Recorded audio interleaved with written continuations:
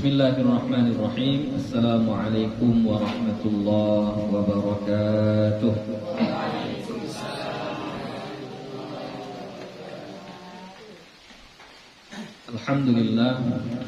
Alhamdulillahi rabbil alamin. Wassalatu wassalamu ala nabiyil karim wa ala alihi wa sahbihi ajma'in. Rabbi shrah li sadri wa yassir li amri wahlul 'uqdatam min lisani yafqahu qawli. Rabbi yassir wa la tu'assir, Rabbi atmim bil khair, wa la hawla wa la quwwata illa billahil aliyyil 'azim. Alhamdulillah, puji syukur kepada Allah Subhanahu wa ta'ala.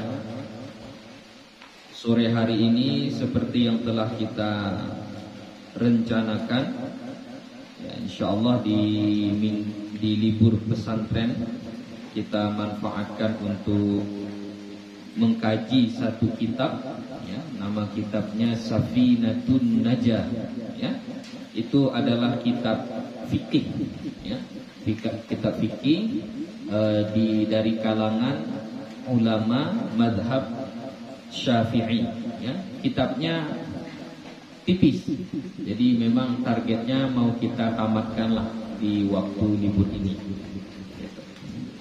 Nah, pengarangnya itu adalah Syekh Salim bin Abdullah Al-Hadrami, ya. Beliau ini salah seorang ulama dari Yaman, ya. Lahir di Yaman, menuntut ilmu di Yaman, besar di Yaman, tapi meninggal dunianya di Indonesia, ya. Meninggal dunianya itu di Indonesia, di Betawi, di di Jawa, ya, di Jawa. Makanya kitab Safinatun Najah ini kalau di Jawa pelajaran pesantren level pertama itu kitab Safinatun Najah. Di Malaysia gitu juga. Nah, di Malaysia kitab fikih yang paling rendah, yang paling untuk dasar yang dipelajari di sana adalah kitab Safinatun Najah, gitu, ya. Di pesantren kita tidak, kita mengambil yang lebih tebal sedikit dari itu, ya. Kalau di pesantren kita, kitab fikih di kelas 1 yang kita pelajari namanya Matnul Ghayah wa Taqrib, gitu, ya. Tapi isinya tidak jauh berbeda, ya. Kemudian nanti isi daripada kitab Safinatun Najah ini terfokus kepada amalan-amalan badan, ya, seperti dari bersucinya lah, ya, bersuci, sholat, gitu, ya, seperti itu. Dan tidak lengkap, tidak sampai kepada puasa. Dia hanya tidak sampai kepada zakat, ya, tidak sampai kepada zakat. Nanti di akhir akan nampak di mana penghabisan dari kitab tersebut. Kitabnya kecil, ini ada sama Ustaz Adi, ya, ini itu setebal itulah kitabnya, tipis, ya. Jadi tidak terlalu tebal. Ya, mudah-mudahan Allah Subhanahu wa taala memudahkan kita untuk bisa selalu hadir dalam majelis ilmu ini, bisa kita tamatkan kitab, dapat berkahnya, kemudian bisa dapat manfaat pula dari majelis ini dengan ilmu, yang ilmu itu dapat kita amalkan dalam kehidupan kita sehari-hari. Sebagaimana yang dicontohkan oleh guru-guru kita, setiap kali kita memulai pengajian, untuk mengambil barokahnya, mari sama-sama kita membacakan Ummul Quran, Al-Fatihah. A'udzu billahi minasyaitonir rajim. Bismillahirrahmanirrahim. Alhamdulillahi rabbil alamin, arrahmanir rahim, maliki yaumiddin, iyyaka na'budu wa iyyaka nasta'in, ihdinas siratal mustaqim, siratal ladzina an'amta 'alaihim ghairil maghdubi 'alaihim waladdallin. Amin.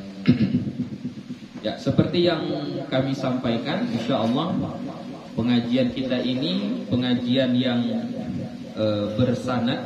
Maksudnya bersanad itu adalah dari saya, kemudian saya ambil dari guru saya, belajar dari guru saya, kemudian dari gurunya sampai kepada pengarang kitabnya, yaitu tadi Syekh Salim bin Abdullah. Saya bacakan sanadnya tidak terlalu panjang.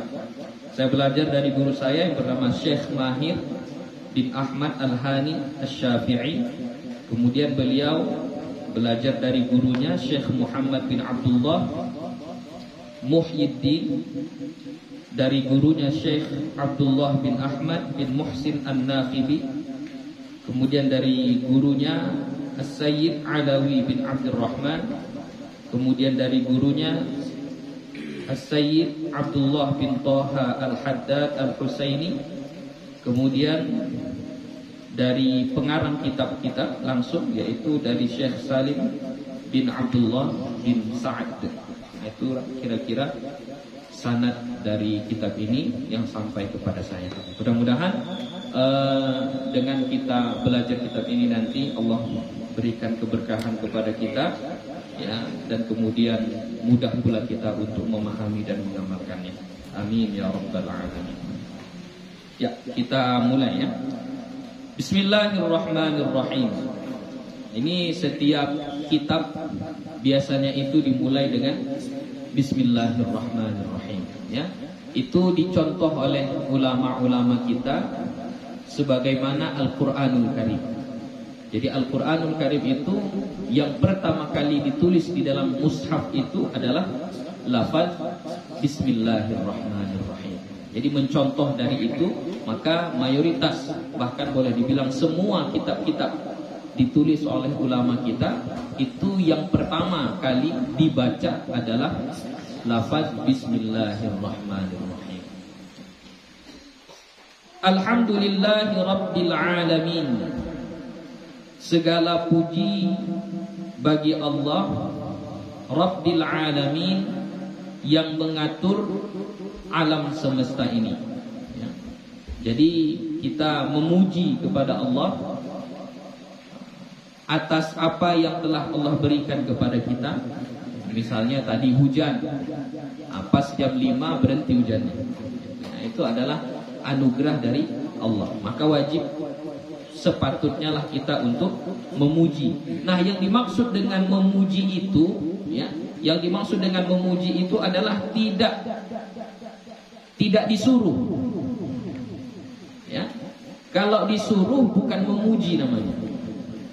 Kalau disuruh itu basa-basi. Hormatilah saya, gitu ya. Oh iya, kamu adalah orang yang mulia, orang yang terhormat. Itu namanya apa? Itu basa-basi. Itu bukan memuji. Yang memuji itu adalah nggak perlu disuruh, nggak dituntut, nggak diminta. Memang kita sadar sendiri, lalu kita memujinya. Nah, itulah yang disebut dengan memuji. Itulah alhamdulillah. Ya. Kalau basa-basi, itu mujamalah. Mujamalah dalam bahasa Arab. Ya. Hanya sekedar manis di bibir. Ya. Nah, kalau pujian tidak. Kalau pujian itu adalah memang betul-betul kita menyadari atas apa yang diberikannya kepada kita, dengan spontan kita memujinya. Nah, itu namanya pujian, ya. Nah, pujian itu bisa dilakukan dengan tiga perbuatan, tiga hal. Pertama, bil lisan, dengan lidah, yaitu dengan mengucapkan alhamdulillah. Sebagus-bagus lafaz pujian adalah alhamdulillah. Kalau mau dilengkapkan alhamdulillahi Rabbil Alamin. Itu sebagus-bagus lafaz pujian. Karena kan banyak lafaz pujian kan. Contohnya nahmadullah, ya, nahmadullah azza wa jalla, itu pujian juga. Atau apalagi hamdan wa syukran lillah, itu kata pujian juga. Nah, ya, tapi yang sebagus-bagus lafaz pujian adalah alhamdulillahi Rabbil Kemudian pujian itu bisa juga dilakukan dengan hati, ya. Jadi kita memuji Allah itu tidak dengan lidah, hati yang bergumam, ya. Masya Allah, alhamdulillah, apa yang saya perlukan hari ini dikasih sama Allah. Enggak terucap dengan kata-kata, hanya bergumam di hati.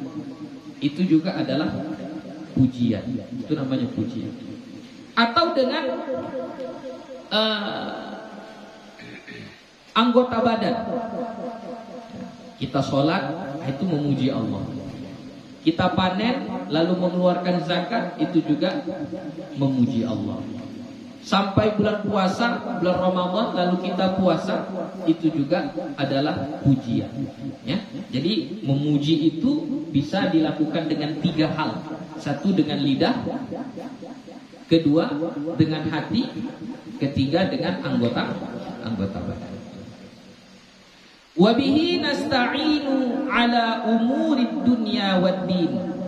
Dan dengannya, dengan Allah, kita meminta tolong, meminta bantuan ala umurid dunya waddin, atas urusan dunia dan agama, ya. Jadi urusan apapun itu, tempat kita minta tolong adalah hanya kepada Allah, ya. Apapun masalahnya, apapun keadaannya, tetap tempat kita mengadu, tempat kita meminta tolong adalah kepada Allah Subhanahu wa ta'ala. Wa sallallahu wa sallama ala sayyidina Muhammadin khatamin nabiyyin. Dan salawat dan salam atas penghulu kita Nabi Muhammad sallallahu alaihi wasallam, khatamin nabiyyin, penutup para nabi. Maksudnya akhir dari segala nabi yang diutus oleh Allah. Nah, jadi di sini wa sallallahu wasallama itu dapat kita ambil ilmunya.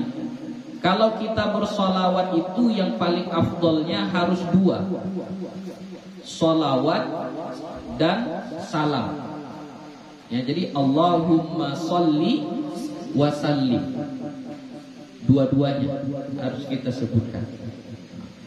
Kita mendengar nama Nabi sallallahu, nah itu baru sholawat, kan? Sallallahu alaihi wasallam. Wasallam itu salam. Jadi mengucapkan sholawat itu kepada Nabi yang paling afdol dua-duanya, sholawat dan salam. Bahkan Imam An-Nawawi mengatakan kalau kita baca sholawat saja itu makruh. Sholawat saja, nggak pakai salam. Jadi cuma Allahumma sholli ala sayyidina Muhammad, itu hukumnya makruh kata Imam Nawawi, ya. Bukan berarti nggak berpahala, tapi kurang pahalanya. Yang paling bagusnya bagaimana? Dilengkapi dengan salam, ya. Jadi makanya kita kalau acara pasti sholawat dan salam. Ajakannya sudah betul, sholawat dan salam, tapi secara lafaznya masih kurang. Dalilnya apa? Firman Allah, innallaha wa malaikatahu yusalluna 'alan nabi. Sesungguhnya Allah dan para malaikatnya bersolawat kepada Nabi. Jadi yang bersolawat itu Allah dan malaikat kepada Nabi. Tapi perintah kepada manusia lain. Ya ayyuhalladzina amanu, wahai orang-orang yang beriman, sallu alaihi wasallimu taslima. Bersolawatlah kamu kepadanya dan ucapkanlah salam. Nah, itulah dalil yang mengatakan kalau kita harus 2, sholawat dan salam, gitu. Tapi bukan berarti kalau kita baca Allahumma sholli ala sayyidina Muhammad itu enggak berpahala, tetap berpahala. Sholawat namanya sholawat juga namanya, ya. Sama kayak di waktu sholat tarawih kan kita baca shollu alaihi, gitu, ya. Itu sudah sholawat, tapi tidak dengan salam, gitu, ya. Tapi yang paling afdolnya lengkap sholawat dan salam. Khatamin nabiyyin, penutup akhir dari Nabi, ya. Jadi walaupun dia yang terakhir, tapi dia yang paling afdal, dia yang paling mulia. Walaupun Nabi kita yang penghabisan, tapi tetap Nabi kita yang paling mulia. Biasanya kan kalau yang penghabisan itu tinggal sisa-sisa aja gitu, ya. Enggak, kalau Nabi tidak, walaupun dia penghabisan, dialah yang paling mulia. Wa alihi wa sahbihi ajma'in, dan kepada keluarganya, sahabatnya semuanya. Ya. Siapa yang dimaksud dengan sahabat? Sahabat itu adalah orang yang berjumpa dengan Nabi, kemudian beriman kepadanya, kemudian mati dalam keadaan iman. 3 syarat supaya dianggap dia sebagai sahabat. Berjumpa dengan Nabi. Berjumpa dengan Nabi ini mau sebentar, cuman jumpa gitu aja, atau duduk lama bersama Nabi, atau hidup beriringan dengan Nabi, itu sudah disebut sahabat kalau dia beriman dan mati dalam keadaan iman. Walaupun cuman jumpa sebentar aja, cuman jumpa berpapasan sebentar aja, udah, itu sudah dianggap sebagai sahabat Nabi, ya. Jadi kalau jumpa dengan Nabi tapi tidak beriman, maka bukan sahabat. Contoh Abu Jahal, jumpa dengan Nabi tapi dia bukan sahabat. Dia beriman tapi tidak jumpa sama Nabi. Contoh seperti siapa itu? Uwais, ya? Uwais Al-Qarni. Uwais Al-Qarni dia nggak jumpa dengan Nabi, tapi hidup satu masa dengan Nabi. Dia beriman, cuma nggak jumpa sama Nabi. Maka Uwais Al-Qarni bukan sahabat, ya, bukan sahabat. Begitu. Jadi yang disebut dengan sahabat harus jumpa dengan Nabi walaupun sebentar. Maksud jumpa ini nggak mesti nampak, ya. Misalnya buta dia, tapi dia tahu kalau sedang berjumpa dengan Nabi, sadar dia mendengar ucapannya lah, entah bersalaman lah, entah apalah, itu tetap dianggap sebagai sahabat, ya, tetap dianggap sebagai sahabat. Wala haula wala quwwata illa billahil aliyyil azim. La haula, tidak ada daya, wala quwwata, dan tidak ada upaya. La haula wala quwwata, enggak ada daya kita, enggak ada upaya kita, illa billah, kecuali dengan izin Allah, ya, illa billah, kecuali atas izin Allah. Al-Aliyyil Azim, yang maha tinggi lagi maha agung. Ya. Jadi ucapan la haula wala quwwata illa billah itu pelengkap, ya, tanda tawaduknya seorang ulama, tanda tawaduknya kita, maka kita sebutkanlah la haula wala quwwata illa billah. Ya. Tadi sudah dimulai dengan bismillah, alhamdulillah, sebagai mencontoh Al-Quran, ya. Alhamdulillah, bismillah, lalu alhamdulillah. Dimulailah mengarang kitab ini, lalu di ujung muqaddimah ditutup dengan perkataan la haula wala quwwata illa billah, ya. Jadi itu untuk menunjukkan bahwasanya kita ini tidak ada apa-apanya. Itulah tanda ketawaduan seseorang, ketika dia mengakui bahwasanya kita ini tidak ada apa-apanya di sisi Allah Subhanahu wa ta'ala, ya. Dalam satu hadis, walaupun hadisnya dhaif, ya, hadisnya dhaif, Rasulullah sallallahu alaihi wasallam bersabda, "Man qala kulla yawmin la haula wala quwwata illa billahil aliyyil azim mi'ata marrah," 100 kali. Siapa yang membaca la haula wala quwwata illa billahil aliyyil azim 100 kali, lam yusibuhu faqrun abadan, dia tidak akan ditimpa kefakiran selamanya. Ya. Walaupun hadis ini dhaif, tetap boleh kita amalkan sebagai fadailul amal, ya, sebagai amalan kita, zikir kita sehari-hari. Boleh, ya. Jadi bacalah, kalau takut fakir, takut miskin, bacalah itu. La haula wala quwwata illa billahil aliyyil azim. Setiap hari dibaca berapa? Dibaca 100 kali.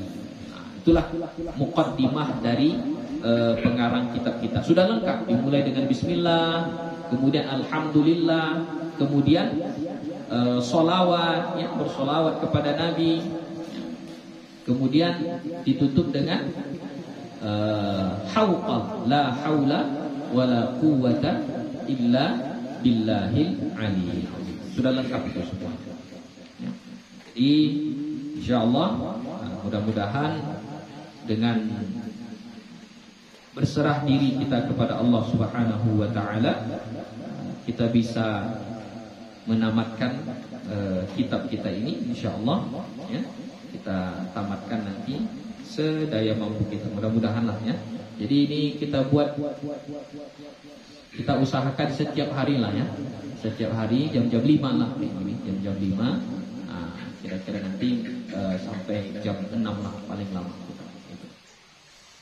Oke, kita lanjutkan. Faslun. Ah, ini bedanya. Bedanya kitab Safinatun Najah dengan kitab matan fikih-fikih yang lain. Jadi kalau kitab matan fikih yang lain itu selalu bab pertamanya ya tentang fikih, tentang bersuci lah, ya, tentang najis lah dan lain sebagainya. Tapi kalau Safinatun Najah tidak. Bab pertamanya justru tentang Islam. Jadi faslun arkanul islami khamsatun. Rukun Islam ada 5. Jadi yang dibahasnya langsung dari poin-poin utama, ya, yaitu dari rukun Islam, ya. Jadi ini semua sudah tahu insyaallah, ya. Jadi rukun Islam itu ada 5. Yang pertama, berarti kalau disebut dengan rukun ini harus ada. Kalau nggak ada, nah ini rusak Islamnya. Bukan nggak Islam, ya. Jadi jangan salah paham. Bukan tidak Islam, tapi rusak Islamnya. Berbeda tidak Islam dengan, kalau tidak Islam berarti kafir, ya. Ini bukan tidak Islam, tapi apa? Rusak Islamnya. Nah, itu rukun di sini. Kecuali yang satu nanti. Rukun yang pertama, nah itu memang kalau nggak ada berarti memang bukan Islam. Tapi selain daripada itu bukan berarti otomatis dia tidak Islam. Oh, ini udah kurang satu rukunnya. Oh, tidak. Ya. Tetap Islam tapi sudah cedera, sudah rusak keislamannya. Ya. Apa itu rukun Islam yang pertama? Syahadatu an la ilaha illallah wa anna Muhammadan Rasulullah. Ini rukun Islam yang pertama.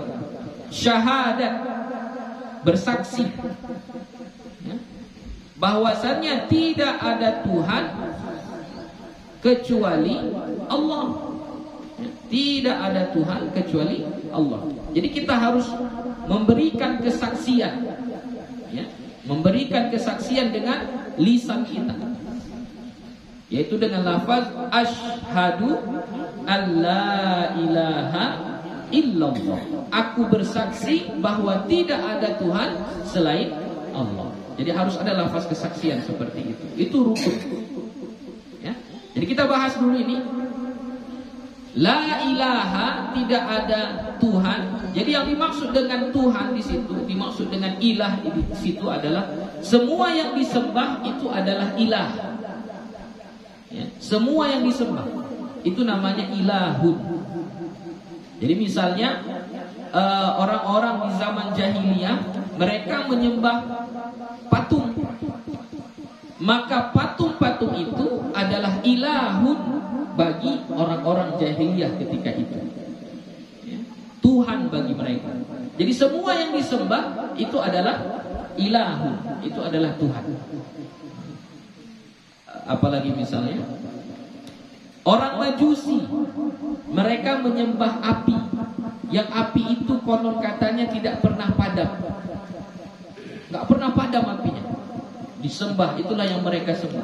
Maka api itu bagi orang Majusi itu adalah ilahun, itu adalah Tuhan.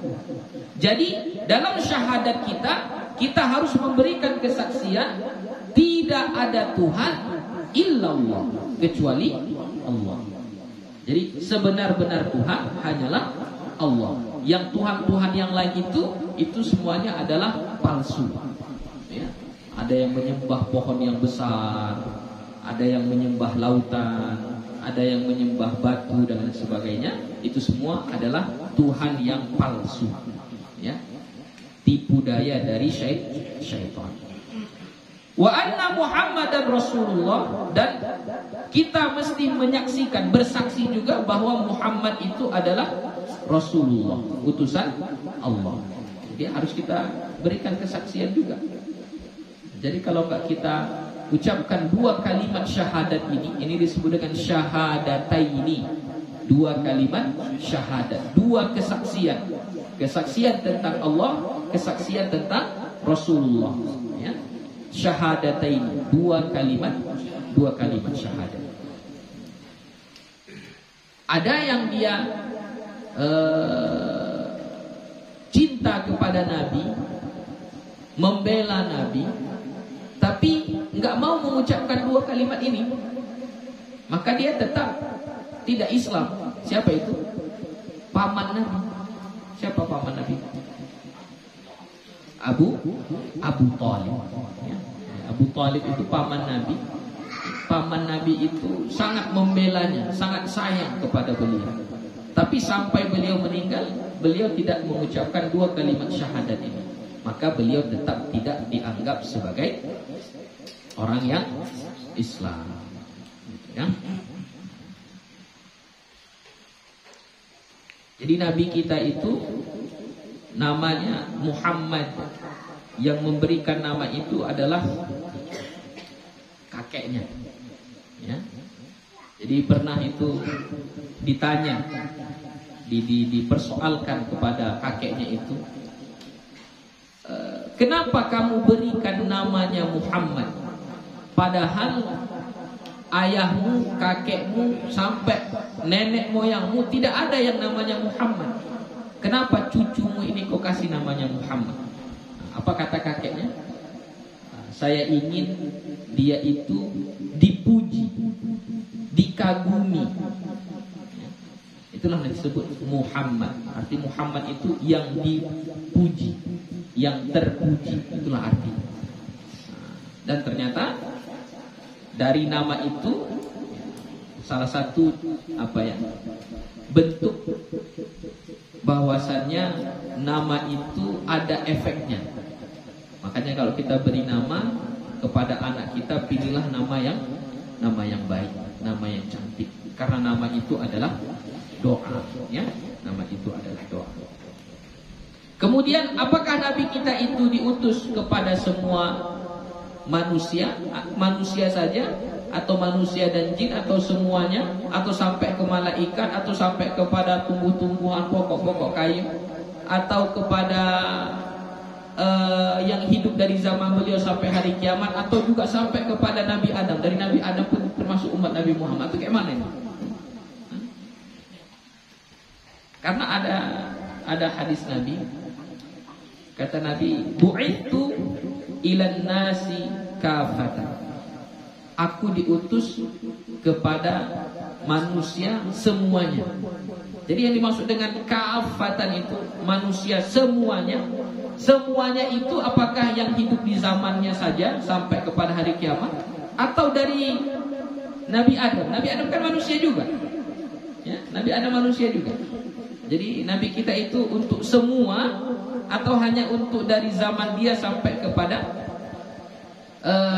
hari kiamat saja? Nah, itu ulama berbeda pendapat, ya. Ada yang mengatakan Nabi Muhammad itu adalah untuk semua, maksudnya adalah semua makhluk yang hidup di zamannya sampai kepada hari kiamat, ya.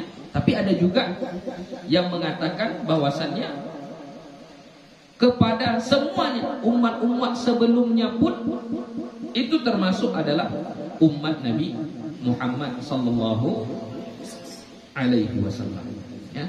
Jadi bahwasannya itu dalilnya adalah salah satunya syafa'atul uzma. Nanti di akhirat itu ada syafa'atul uzma, syafaat yang agung, yang besar. Itu bukan hanya untuk umat Nabi Muhammad. Itu dari Nabi Adam sampai manusia akhir zaman mendapatkan syafaat itu. Yaitu apa? Dimulainya hisab. Jadi kalau enggak Nabi yang meminta, enggak dimulai-mulai hisab itu dah. Datang manusia ini menjumpai Nabi Adam. Enggak mau Nabi Adam, enggak bisa. Mintalah kepada Nabi Nuh. Datang manusia ini kepada Nabi Nuh supaya dipercepat, dimulai hisab ini. Ya. Nabi Nuh enggak bisa, bilang, "Pergilah ke Nabi Ibrahim." Terus sampai jumpa kepada Nabi Muhammad sallallahu alaihi wasallam. Disitulah baru didoakan oleh Nabi, baru dimulailah hisab. Itu salah satunya disebut dengan syafaatul uzma. Ya. Jadi termasuk juga yang mengatakan Nabi itu adalah untuk semua manusia, itu adalah Imam Jalaluddin As-Suyuti. Ya. Beliau menerangkan itu secara detail di dalam kitabnya apa? Tazyinul Araik. Ya. Tazyinul Araik fi irsali nabiyina ilal malaik. Ya.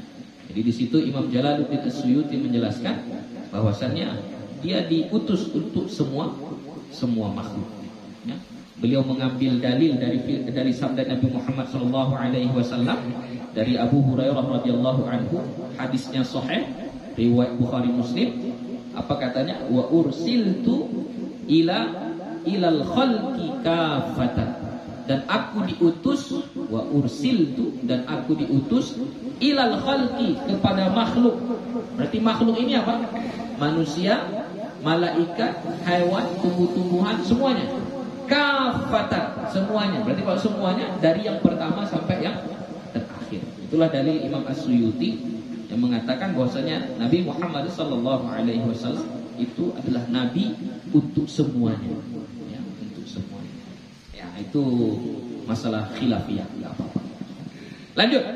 Wa iqamus shalah, dan mendirikan salat. Nah, ini salat ini rukun yang kedua. Jadi pertama syahadat. Kenapa yang pertama syahadat? Karena kalau enggak syahadat, maka semua amalan itu enggak ada manfaatnya, enggak diterima. Misalnya ada seseorang, dia memberikan bantuan untuk membuat jalan, dibantunya pembangunan jalan ini, dibuatnya jalan, tapi dia enggak muslim. Ya. Dapat pahala enggak kira-kira? Enggak dapat. Ya, dia tidak dapat. Kenapa? Karena tidak mengucapkan syahadat. Jadi ditulisnya pahala atau kebaikan atau balasan dari amal itu, syarat utamanya adalah syahadat. Jadi harus bersyahadat. Jadi setelah syahadat, maka rukun yang kedua itu adalah sholat. Kenapa sholat? Kenapa enggak puasa? Kenapa enggak zakat? Kenapa enggak haji? Kenapa enggak yang lain? Kenapa sholat? Karena sholat itu bisa dilakukan oleh semuanya. Ya, mau yang kaya, mau yang miskin, ya, mau yang tua, mau yang muda, mau yang bekerja, pelajar, pengangguran, semuanya. Kalau sholat bisa dikerjakan. Ya. Dan dia adalah ibadah yang banyak kali kita ulang-ulang. Satu hari 5 kali. Satu hari 5 kali. Maka itu rukun yang kedua. Dan tidak boleh ditinggalkan alasannya apapun. Ya. Tidak ada alasan boleh meninggalkan sholat dengan alasan apapun, kecuali gila. Nah, kalau hilang akalnya, itu barulah boleh dia tidak sholat. Tapi kalau masih berakal, masih sehat, maka tetap wajib baginya sholat, walaupun sedang sakit. Yang kedua, wa ita'uz zakah, menunaikan zakat, membayar zakat. Maksud zakat di sini ada dua. Termasuklah di situ zakat fitrah, termasuklah di situ zakat harta. Ya, zakat mal, zakat harta. Yang kedua zakat, kenapa? Karena zakat ini tidak semua orang bisa mengeluarkan zakat, terutama zakat harta. Itu hanya sebagian orang saja. Tapi banyak juga banyak juga. Kemudian kalau zakat fitrah wajib semuanya. Kalau zakat fitrah wajib semuanya. Yang apa? Hidup di bulan Ramadan sampai kepada hari pertama bulan Syawal. Ya, hidup di akhir Ramadan saja dia dan melihat bulan Syawal, maka sudah wajib baginya untuk zakat fitrah. Kemudian selanjutnya wasaumu Ramadan, puasa pada bulan Ramadan. Puasa pada bulan Ramadan ini rukun yang keempat. Ya, kenapa puasa Ramadan yang keempat kata ulama? Ya karena Ramadan itu musiman. Ya, dia setahun sekali. Ya, setahun sekali. Baru yang terakhir wahajjul baiti atau wahijjul baiti, boleh dua-duanya ya. Man istata'a ilaihi sabila, haji bagi orang yang mampu. Ya, itulah dia rukun Islam. Ya. Satu saja kurang maka cederalah keislamannya. Cedera ya, bukan berarti langsung kafir, tidak. Sekedar cedera. Kecuali rukun yang pertama. Kalau yang rukun pertama itu memang kalau dia tidak ucapkan itu maka otomatis dia tidak Islam lagi. Lanjut. Kalau ada yang mau ditanyakan langsung ditanyakan aja. Ya, ya Pak. Lalu kenapa kita melakukan ingin berjumpa dengan saudaraku dengan satu sahabat, apakah kami tidak saudara ya Rasulullah, saudara kamu adalah sahabatku ya, Pertanyaannya? Kan ada hadis aku yang berjumpa dengan saudaraku. Iya. Nabi. Ya sahabat menjawab, wahai Rasulullah, apakah kami tidak saudaramu? Iya. Kalian adalah sahabatku jadi. Iya. Jadi aku kelebihan aku. Oh, jadi lain satu hadis ketika Nabi duduk-duduk baik bersama sahabat-sahabatnya, lalu Nabi mengatakan, saya rindu ingin bertemu dengan saudara-saudara. Baru sahabat bilang, bukankah kami ini adalah saudara-saudaramu ya Rasulullah? Lalu Nabi bilang, bukan, kalian itu adalah sahabat-sahabat. Lalu sahabat bertanya, lalu siapa saudara-saudaramu itu ya Rasulullah? Maka Nabi mengatakan, mereka adalah orang-orang yang beriman kepadaku, percaya kepadaku, mengamalkan apa yang kuajarkan, tapi mereka tidak pernah melihat. Tidak pernah melihat. Siapa itu? Kita inilah. Kita ini adalah orang-orang yang dirindukan oleh Rasulullah Sallallahu Alaihi Wasallam. Rindu beliau kepada kita. Jadi kita pun karena sudah dirindukan oleh Rasulullah, maka kita balaslah kerinduannya itu. Dengan bagaimana? Ya salah satunya dengan bersolawat, mengkaji ilmu-ilmu yang disampaikan oleh beliau. Kita gak bisa lagi jumpa sama beliau. Kepada siapa? Kepada guru-guru lah. Belajar kita kepada guru-guru. Karena guru-guru itu, ulama-ulama kita itu adalah warathatul anbiya, pewaris para nabi. Bergurulah kita kepada mereka, belajarlah kita kepada mereka. Itu tandanya kita membalas rindunya Rasul kepada kita. Ya. Jadi apakah kita lebih mulia dari sahabat? Apakah kita lebih mulia dari sahabat? Tidak bisa kita katakan kita lebih mulia dari sahabat. Boleh juga, ya. Sahabat tetaplah khairu ummah, tetaplah sebaik-baik umat, sebaik-baik manusia itu adalah sahabat Nabi.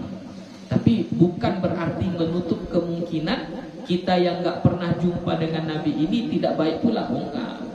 Justru kebaikan kita itu, kekuatan kita itu lebih hebat. Kenapa? Kalau sahabat mereka jadi hebat seperti itu karena mereka bersama dengan Nabi, di samping Nabi, ikut dengan Nabi, mendengarkan ucapan Nabi, melihat perbuatan Nabi. Makanya kekuatan iman mereka itu sangat luar biasa, sangat hebat. Tapi kalau kita, iman kita kuat tapi gak pernah jumpa dengan Nabi, itu tandanya kita pun hebat juga. Makanya kita dirindukan oleh Nabi kita Muhammad sallallahu alaihi wasallam. Jadi salah satu cara kita membalas rindunya kita kepada Nabi adalah dengan bersolawat, mengamalkan sunnah beliau, termasuk duduk-duduk di majelis ilmu seperti ini. Nah, ini termasuk juga. Ya. Ini akan menimbulkan cinta dan sayang kita kepada beliau. Kata Nabi, almar'u ma'aman ahabba. Seseorang itu nanti di akhirat, ya, ma'aman ahabba, bersama orang yang dia cintai. Siapa orang yang dia cintai, nanti di akhirat kita akan sama-sama dia. Jadi kalau yang kita cintai itu si Fulan ini misalnya artis lah atau apalah, ya, yang mungkin jauh dari ajaran Islam, lalu dicontoh, diikutin semuanya, nanti di akhirat di mana dia, di situlah kita. Tapi kalau kita yang kita cintai itu adalah Nabi, yang kita cintai itu adalah ulama, di mana Nabi itu nanti di akhirat, kita di situ juga sama dengan dia. Jadi bagaimana cara kita mencintainya? Inilah dengan belajar. Kalau nggak belajar, kayak mana kita bisa cinta? Kayak mana kita bisa sayang? Nggak kenal kan? Nggak kenal. Jadi makanya nanti insya Allah mudah-mudahan kalau ada kesempatan lagi kita bisa mengaji kitab-kitab yang lain, ya, bisa kita teruskan. Contoh misalnya kayak Asy-Syama'il Al-Muhammadiyah, ya, itu menceritakan tentang sifat-sifat Nabi, perawakan Nabi, badannya, rambutnya, kulitnya, sifatnya bagaimana. Bagus juga. Ada juga niat membaca kitab At-Tibyan. At-Tibyan itu karangan Imam An-Nawawi, ya, tentang adab-adab, akhlak, tentang akhlak. Ya, jadi kalau bisa kita manfaatkan waktu-waktu luang kita, insya Allah bisa banyak kita kaji. Sebenarnya kemarin kita ada beberapa waktu yang mau kita musyawarahkan, apakah siap asar ada, malam nanti ada gitu, atau nanti misalnya pagi-pagi ada gitu. Tapi kita cobalah yang satu ini dulu, berjalan dengan baik atau tidak. Nanti di tengah jalan mau kita tambah, kita tambah gitu, ya. Jadi kayak gitu Pak, ya. Jadi insya Allah ini kita yang dicintai, yang dirindukan, ya, yang dirindukan oleh Nabi kita Muhammad sallallahu alaihi wasallam. Oke, ada lagi? Kita lanjut, ya. Faslun arkanul imani sittatun. Rukun-rukun iman itu ada 6, ya. Jadi rukun iman ada 6. Nah, ini bedanya Safinatun Najah. Dibahasnya rukun Islam, lalu dibahasnya rukun iman. Oke, yang pertama apa? Antu'mina billah, bahwa engkau beriman kepada Allah. Beriman kamu kepada Allah. Meyakini Allah itu ada. Allah itu yang menciptakan kita, yang memberikan rezeki kepada kita. Yakin. Wa malaikatihi, dan beriman kepada malaikat-malaikatnya. Malaikah itu jamak dari kata malakun, ya. Malakun itu satu malaikat. Kalau malaikah itu jamak, menunjukkan banyak para malaikat. Cuma kita orang Indonesia sudah meminjam kata malaikat itu untuk mendefinisikan satu malaikat. Nah, padahal sebenarnya kalau disebut malaikah itu udah banyak. Kalau cuma satu, itu sebenarnya malakun, ya. Sama kayak ulama. Jadi kata yang kita ambil ulama.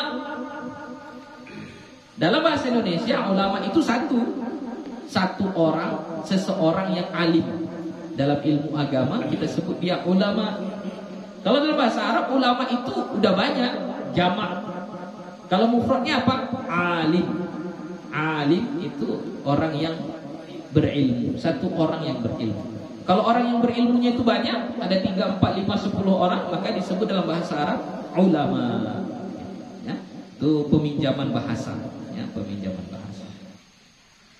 Wa kutubihi, dan kitab-kitabnya. Kita wajib juga beriman kepada kitab yang diturunkan oleh Allah kepada malaikat, kepada para nabi, yaitu kitab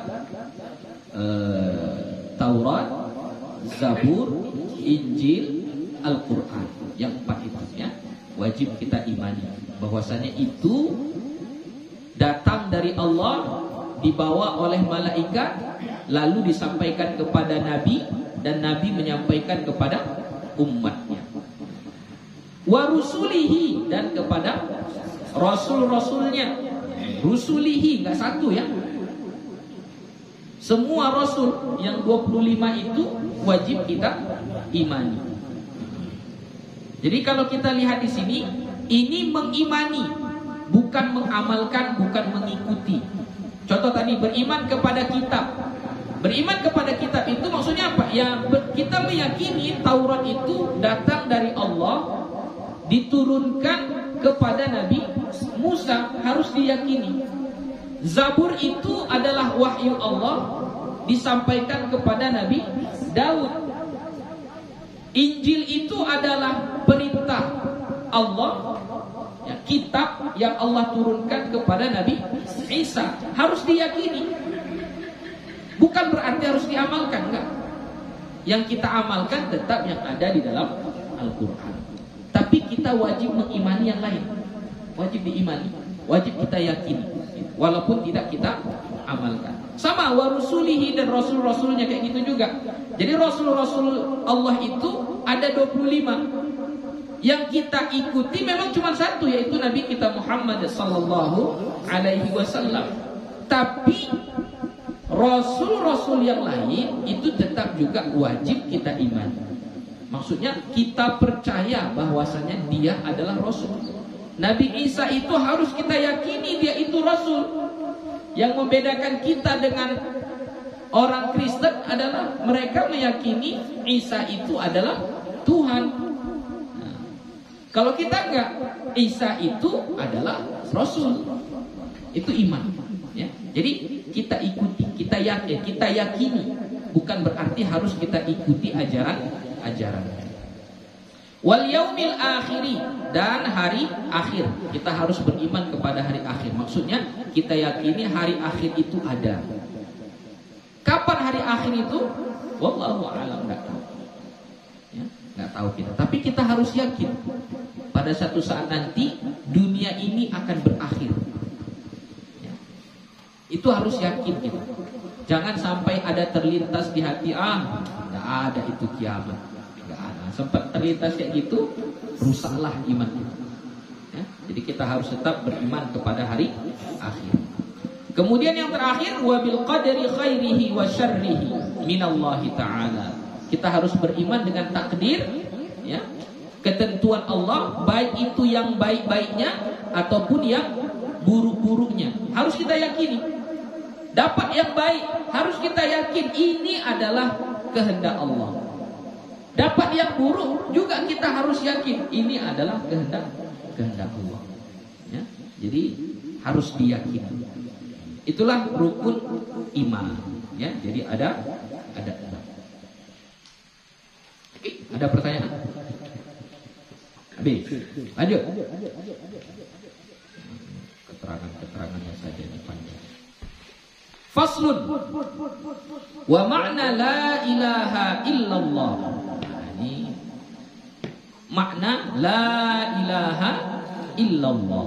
Jadi apa makna la ilaha illallah yang biasa kita baca? Jadi maknanya adalah la ma'budun bihaqqin fil wujudi illallah. Itulah artinya. Tidak ada yang disembah yang sebenarnya, tidak ada yang sebenarnya untuk disembah itu fil wujudi, pada yang ada. Nah, ini wujud inilah. Ini wujud yang ada. Enggak ada yang disembah dengan sebenar-benarnya di wujud ini, di yang ada ini, illallah, kecuali Allah. Tadi contoh yang Buya kasih, patung. Patung itu sesuatu yang ma'bud, sesuatu yang disembah, tapi tidak bihaqqin, bukan yang sebenarnya. Dan patung itu Fil wujud, dia ada di alam semesta ini, bahkan nampak sama kita kan gitu. Bahkan dulu Bani Israel, umat Nabi Musa, ketika mereka selamat dari kejaran Fir'aun tenggelam di dalam laut, sampailah mereka ke seberang, masih mengikut taat kepada Nabi Musa alaihi salam. Kemudian pada satu saat mereka melewati satu kaum, yang kaum itu menyembah patung. Lalu umat Nabi Musa ini meminta kepada Nabi Musa supaya dinampakkan Allah itu. Kayak mana Allah itu? Nampakkanlah.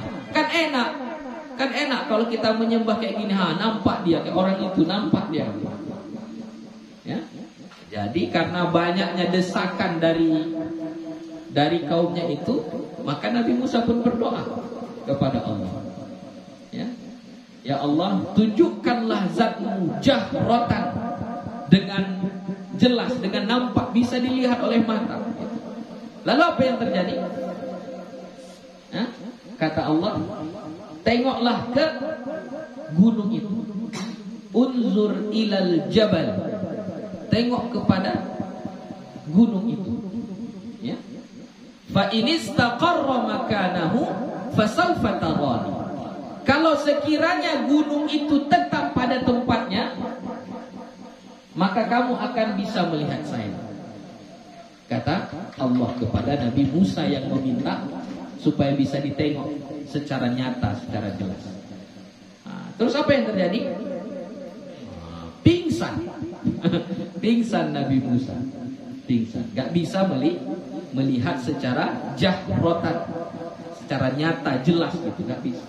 Maka falamma afaqa, ketika Nabi Musa tersadar, maka dia mengatakan, aku adalah orang yang pertama beriman. Maksudnya apa? Enggak minta-minta lagi. Enggak minta-minta yang macam-macam lagi. Gitu. Ya. Jadi la ma'mudun bihaqqin fil wujudi illallah. Ya, tidak ada yang betul-betul disembah dengan sebenar-benarnya pada alam semesta ini kecuali Allah. Oke. Lanjut. Itu masalah tauhid. Fasal yang 3 pertama itu masalah tauhid. Ya, dipelajari di tauhid akidah. Ya, kita lanjutkan sedikit lagi. Faslun. Ini baru masuk masalah fikih. Alamatul bulughi salatun. Pertanda dewasa baligh itu salatun, ada 3. Jadi tanda orang itu sudah baligh, sudah dewasa, itu ada 3. Jadi apakah mesti ketiga-tiganya dibuat baru dibilang dewasa? Enggak. Salah satunya saja ada, sudah. Itu sudah dewasa namanya, sudah baligh. Jadi kalau sudah baligh, maka wajiblah bagi dia mengerjakan perintah. Dan berdosalah dia kalau meninggalkan kewajiban. Ya. Berdosalah dia kalau mengerjakan kemaksiatan. Nah, itu kalau sudah baligh. Sudah baligh. Jadi apa tandanya? Ini kita harus sadar. Sebelum kita baligh harus sadar. Nah, ini mungkin kita di sini sudah baligh. Nah, kita sadarkan anak-anak kita. Sebelum mereka baligh, mereka harus tahu. Ya. Nah, tanda baligh itu ada 3. Pertama, tamamu khamsa asyrata sanatan fi dzakari wal untha. Sempurna 15 tahun untuk laki-laki dan perempuan. Jadi kalau sudah 15 tahun laki-laki, perempuan juga 15 tahun, sempurna ya, bukan masuk 15. Sempurna 15. Hari ini dia 15 tahun, maka hari ini dia sudah baligh. 15 tahun. Itu sudah baligh. Itu lebih kurang atau tahdid? Tahdid itu pasti, maksudnya pas 15 tahun. Ya, kalau yang 15 tahun itu tahdid. Memang pas 15 tahun, nah itu sudah masuk dalam kategori orang yang baligh, yang orang yang baligh. Tapi ini yang kita sering keliru. 15 tahunnya itu mengikuti tahun Qamariyah, bukan tahun Syamsiyah. Syamsiyah itu tahun Masehi yang menghitung dengan matahari. Jadi yang 15 tahunnya 15 tahun Qamariyah. Ada yang tahu tanggal berapa, bulan berapa, tahun Hijriyah dia lahir? Kalau mau tahu nanti kita carikan tanggal berapa Hijriyah, bulan berapa Hijriyah, tahun berapa Hijriyah dia lahir. Buya carikan nanti kalau mau. Yang penting buat tanggalnya, tahunnya, sama bulannya. Itu bisa kita cari. Itu terjadi pada tanggal berapa, bulan berapa, dan tahun berapa menurut tahun Hijriyah. Kalau tahun Hijriyah itu biasanya lebih tua, kita lebih tua. Jadi misalnya kalau di Masehi umur kita sudah 30 tahun, maka di Hijriyah, di Qamariyah itu umur kita sudah lebih dari 30 tahun. Sudah lebih dari 30 tahun. Begitu. Ya. Oke, lanjut. Wal ihtilamu fi dzakari wal unsa li tis'i sinin. Ihtilam. Ihtilam ini mimpi. Ya. Mimpi basah. Ya. Mimpi antara laki-laki dan perempuan. Alhamdulillah udah hidup punya. Satu lagi dikasih. Pikir mesti mati juga tadi. Alhamdulillah. Ya, jadi mimpi. Nah, mimpi ini adalah mimpi laki-laki dengan perempuan. Ya, hubungan laki-laki dan perempuan. Sama ada, mohon maaf, keluar mani atau tidak. Ya.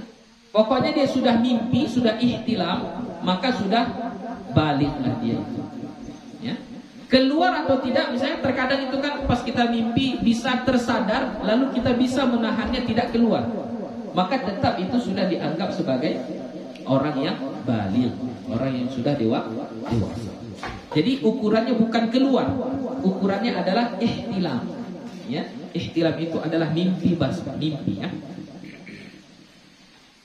Tapi untuk yang tis'i sini, yang 9 tahun. Kalau masih umur 5 tahun, mimpi dia kayak gitu enggak dewasa. 9 tahun. Ya, tis'i sini, 9 tahun. Kemudian wal haidu fil unta. Nah, ini khusus untuk yang perempuan, haid. Tapi juga litis isini untuk yang 9 tahun. Kalau yang ini takriban, kurang lebih. Jadi kalau masih 8 tahun pun dia sudah mulai dia haid, maka itu tetap dianggap dia baligh. Tapi kalau jauh 5 tahun udah haid dia, itu belum baligh. Jadi harus 9 tahun kurang lebih. Di ujung-ujung 8 tahun keluar haid, maka sudah dianggap dia sebagai orang yang baligh. Oke? Ada pertanyaan? Ini kita cepat-cepat saja. Ya, kita teruskan kalau nggak ada. Faslun. Sedikit lagi, satu pasal lagi. Setelah itu sudah. Syurutu ijza'il hajari. Syarat-syarat bolehnya istinja dengan batu. Samaniyatun, ada 8. Nah, ini walaupun mungkin nggak terjadi sama kita. Ya, walaupun nggak terjadi sama kita, nggak apa-apa. Ini sudah menjadi hukumnya. Jadi salah satu cara istinja itu adalah dengan batu, menggunakan batu. Nah, bolehnya kita istinja dengan menggunakan batu ada 8 syarat. Kurang dari 8 ini, maka nggak boleh istinja menggunakan batu. Harus 8. Apa itu? Ayyakuna bisalasati ahjarin. Dia harus menggunakan 3 batu. Kalau 1 nggak cukup, nggak boleh. Harus 3, batunya harus 3, nggak boleh 1. Batunya harus 3. Wa ayyun qiyal mahalla, dan bahwasannya batunya itu bisa membersihkan tempat yang bernajis itu. Mohon maafnya kalau kita buang air kecil, ya, tempat keluarnya itu bisa dibersihkan dengan batu tersebut. Harus bisa membersihkan. Kalau nggak bisa, berarti tidak bisa istinja dengan menggunakan batu. Yang ketiga, wa alla, apa di situ?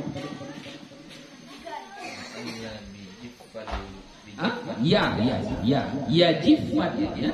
Wa alla yajifan najis. Ya. Bahwa tidak kering najis.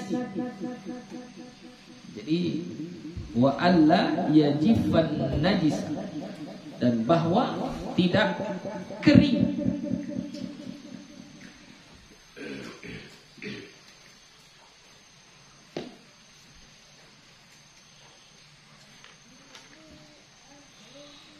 Jadi jangan sampai mengering, ya, jangan sampai mengering. Yang mengering apa? Najisnya, jangan sampai mengering. Jadi misalnya kalau kita buang air kecil, kan itu basah itu kan, pas baru keluar itu kan basah. Jadi bukan berarti kita biarkan sampai kering, udah kering baru kita istinja dengan batu, itu nggak boleh. Ya. Wa alla yantaqila, dan nggak boleh juga berpindah najisnya. Ya. Jadi mohon maaf, ini tempat keluarnya seharusnya yang basah di sini saja.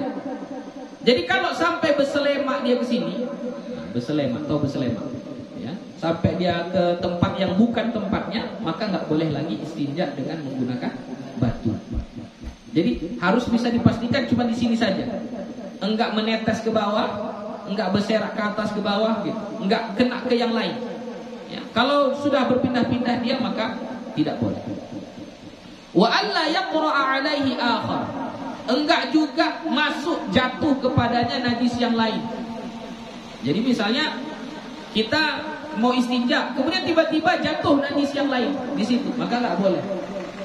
Karena batu tidak bisa menghilangkan najis, dia hanya bisa untuk istinja.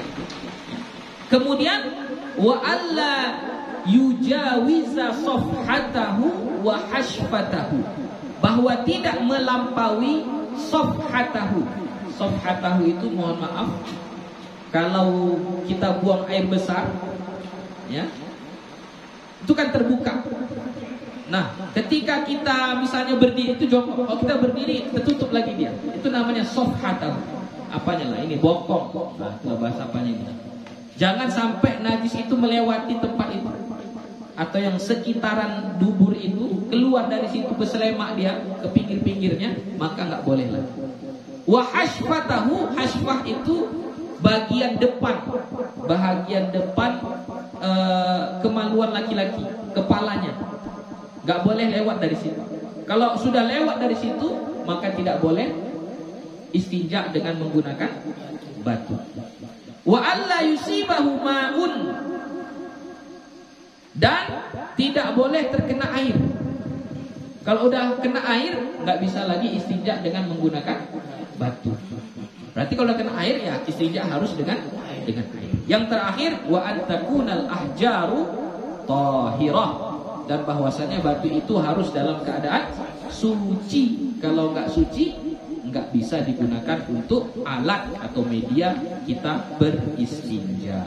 Itulah 8 syarat untuk istinja dengan menggunakan batu. Oke, ada pertanyaan? Ya. Hadis tentang la haula wala quwwata illa billah. Ya. Katakan saya, man qala la haula wala quwwata illa billahil aliyil azim. Enggak, man qala kulla yaumin. Man qala kulla yaumin, siapa-siapa yang mengatakan kulla yaumin, setiap hari, la haula wala quwwata illa billah, sampai aliyil azim, ya, la haula wala quwwata illa billahil aliyil azim, mi'ata marrah, 100 kali, lam yusibhu faqrun, fakir, lam yusibhu faqrun, tidak menimpanya kefakiran, abadan, selama-lamanya.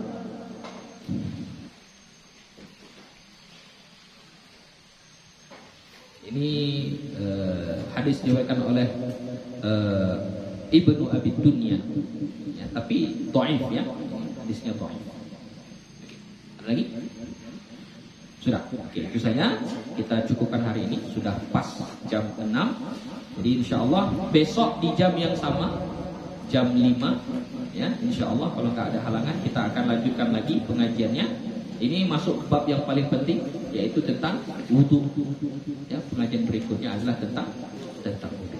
Oke, itu saja untuk hari ini. Terima kasih. Semoga sehat-sehat selalu, bisa kita ikut kembali pengajian kita, dan kalau ada sahabat, keluarga, tetangga ya kita ajak biar sama-sama kita bisa belajar. Itu saja, terima kasih. Wassalamualaikum warahmatullahi wabarakatuh.